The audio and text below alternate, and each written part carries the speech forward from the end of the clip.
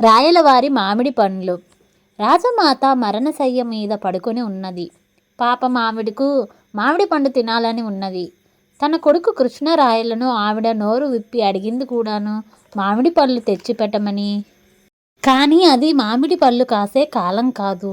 రాజుగారు బట్టల్ని దూర ప్రాంతాలకు కూడా పంపించి చూశారు.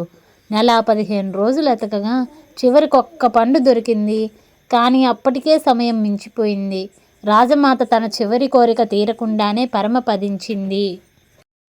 కోరక తన తల్లి ఓ చిన్న కోరిక కోరితే రాజాది రాజైన తాను ఆ కోరికను తీర్చకుండానే ఆమెను సాగనంపాల్సి వచ్చిందే అని రాయలవారు కృంగిపోయారు. కోరికలు తీరకపోతే ఆత్మకు శాంతి ఉండదని అంతకు ముందే విని ఉన్నాడు ఆయన. మరేం చేయాలి? తల్లి ఆత్మశాంతి కోసం తాను ఏం చేయాలో చెప్పమని రాయలవారు రాజ్యంలోని పండిత బృందాన్ని కోరారు.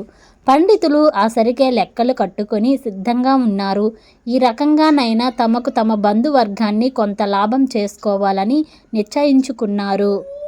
వాళ్ళన్నారు, మహారాజా, తమ తల్లిగారి చివరి కోరిక తీరలేదు కనుక నిజంగానే ఆవిడ ఆత్మకు శాంతి ఉండదు. కానీ మీరు గనక 100 బ్రాహ్మణులకు ఒక్కొక్కరికి ఒక్కొక్క బంగారు మామిడి పండును దానం చేసినట్లయితే మీ తల్లిగారి ఆత్మకు శాంతి లభించే అవకాశం ఉన్నదని రాజుగారు తలచుకొంటే సాధ్యం కానిది ఏమున్నది? ఆయన రాజ్యంలోని కంసాలులను రావించి వాళ్ళ చేత ప్రత్యేకంగా పెద్ద మామిడి పండంత సైజులో బంగారు పండ్లను చేయించారు. తల్లి ఆత్మశాంతి కోసం పలానా రోజున 100 బ్రాహ్మణులకు భోజనం పెట్టి ఆ పైన వాటిని దానం చేయనున్నామని రాజ్యమంతటా చాటించారు. రామలింగడికి రాజుగారి ఈ చర్య శభమనిపించలేదు.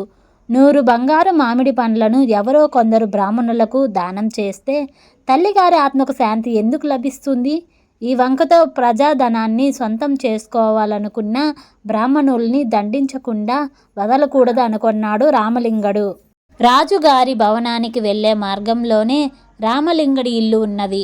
దానం కోరి వెళ్లే బ్రాహ్మణులకు కనబడేటట్లు రామలింగడు తన ఇంటి ముందు బాగా మండుతున్న బొగ్గుల కుంపటి, దానిలో ఎర్రగా కాలిన ఇనుప తీగలు పట్టుకొని నిలబడ్డాడు.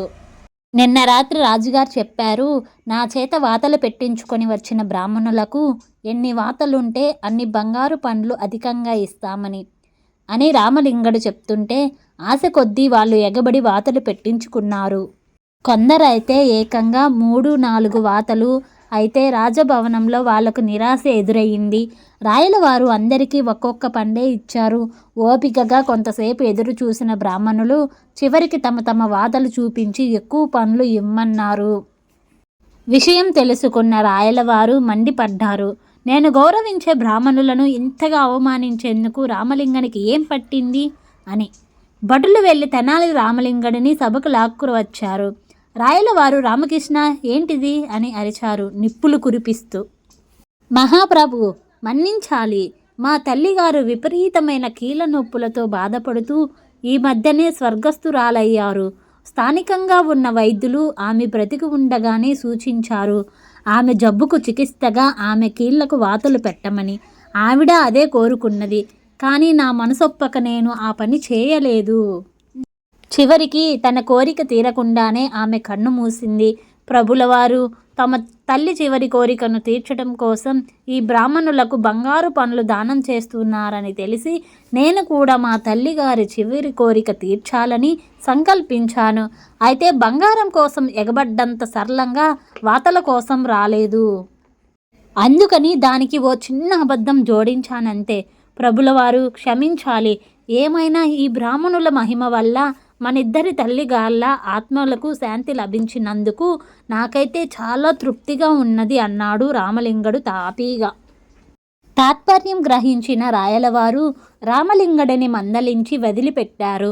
ప్రజాధనాన్ని ఇలాంటి కార్యాలకు వినియోగించకూడదని మనసులోనే నిర్ణయించుకుంటూ